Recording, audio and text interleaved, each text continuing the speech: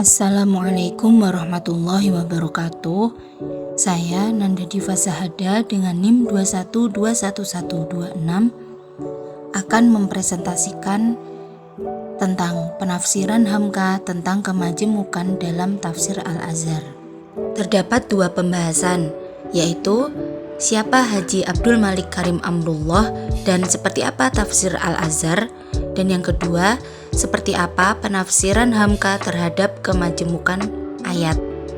Haji Abdul Malik Karim Amrullah, biasa dipanggil Buya Hamka. Beliau adalah salah satu ulama yang berasal dari kampung Tanah Sirah, negeri Sungai Batang di tepi Danau Maninjau, Minangkabau, Padang, Sumatera Barat. Ketika berusia 8 tahun, Hamka memulai pendidikan formal pertamanya di sekolah pagi selama 2 tahun. Setelah itu, Hamka masuk ke madrasah diniyah yang didirikan oleh Zainuddin Lebay El-Yunusi pada pagi hari. Dan pada sore harinya di Madrasah Thawalib, sekolah modern Islam pertama di Indonesia. Ini dilakukan selama 2 tahun. Selanjutnya, Hamka menjalankan pendidikannya secara otodidak dengan melakukan perjalanan dari satu kota ke kota yang lain. Hamka pernah menjabat sebagai Ketua Majelis Ulama Indonesia pada tahun 1975 sampai 1981 dan mengeluarkan beberapa fatwa yang kontroversial. Salah satu yang paling dikenal adalah fatwa tentang haramnya mengikuti perayaan Natal bersama.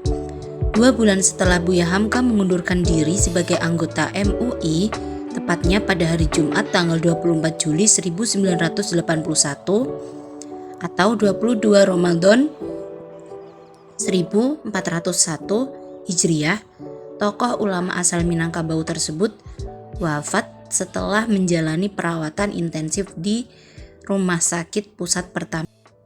Di tengah-tengah kesibukannya, beliau berhasil menulis suatu karya yang sangat fenomenal di kalangan masyarakat. Karyanya diberi nama Tafsir Al-Azhar yang telah diselesaikan pada Agustus 1975. Penulisan Tafsir Al-Azhar tidak jauh berbeda dengan kitab-kitab tafsir sebelumnya yang menggunakan metode tahlili dengan menerapkan sistem tartib musafi. Di antara hal-hal yang membuat buku ini berbeda adalah penekanannya terhadap penggunaan petunjuk Al-Quran dalam kehidupan umat secara nyata. Hamka dengan cukup intens mengaitkan penafsiran ayat Al-Quran dengan sejarah dan kehidupan kontemporer.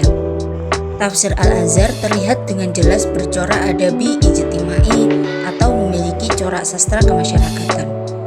Lebih jelasnya, tafsir dalam kategori ini menitik beratkan pada penjelasan ayat-ayat Al-Quran dari segi ketelitian redaksinya, kemudian menyusun kandungan Al-Quran dalam sebuah redaksi yang indah dengan menonjolkan aspek petunjuk Al-Quran bagi kehidupan, serta mengaitkan pengertian ayat-ayat dengan hukum alam yang berlaku dalam masyarakat. Akhirnya, dapat dikatakan bahwa tafsir Al-Azhar memiliki maksud dan tujuan untuk menghidupkan nilai-nilai Al-Quran dalam masyarakat Islam yang lebih nyata serta diimplementasikan dalam setiap tindakan. Pembahasan yang kedua yaitu penafsiran Hamka terhadap ayat kemajemukan. Ketika berbicara tentang kemajemukan, Hamka terlihat cukup netral dengan menyampaikan apa yang biasa kita dengar dari para mufassir pada umumnya. Ia mengatakan bahwa tujuan diciptakannya manusia dalam watak keberagaman adalah untuk saling mengenal dan berlomba dalam kebaikan, bukan mencari perbedaan dan menciptakan konflik atas dasar keberagaman tersebut. Hal ini diperjelas oleh pandangan Buya Hamka tentang Quran Surah Ar-Rum ayat 22, yang artinya, dan di antara tanda-tanda kebesarannya ialah penciptaan langit dan bumi, perbedaan bahasamu, dan warna kulitmu. Sungguh, pada yang demikian itu benar-benar terdapat tanda-tanda bagi orang-orang yang mengetahui. Dalam arti ayat tersebut, Hamka menafsirkan bahwa keberagaman manusia adalah bentuk dari kekuasaan. Hamka menganjurkan muslim untuk menjadi apa yang disebut ayat ini sebagai alimin, orang-orang yang mengetahui. Caranya adalah dengan menyadari seluruh keberagaman yang ada dan merenungkannya. Namun perlu ditegaskan di sini bahwa dalam ayat ini tidak terlihat satu sikap yang lebih jelas untuk digunakan dalam bersosialisasi antar manusia, baik dari kelompok agama, budaya, atau identitas sosial lainnya. Sikap ini baru terlihat dalam tafsirnya terhadap surah Al-Hujurat ayat 13, yang artinya, "Wahai manusia, sungguh kami telah menciptakan kamu dari seorang laki-laki dan seorang perempuan. Kemudian kami jadikan kamu berbangsa-bangsa dan bersuku-suku agar kamu saling mengenal. Sesungguhnya yang paling mulia di antara kamu di sisi Allah ialah orang yang paling bertakwa. Sungguh Allah Maha Mengetahui, Maha Teliti."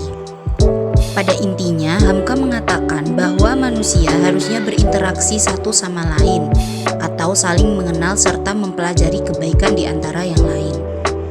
Manusia bergaul supaya kenal mengenal, mencari pertalian dengan orang lain agar yang jauh menjadi dekat. Dari tema ini dapat direnungkan bahwa Tuhan menyukai keberagaman dan itu adalah ketetapan. Mungkin beragam dapat menimbulkan keributan, namun sikap konsisten tanpa menghakimi orang lain akan mencegah perpecahan. Itulah alasan seluruh manusia tidak bisa menjadi persis seperti apa yang kita inginkan. Sekian presentasi dari saya. Wassalamualaikum warahmatullahi wabarakatuh.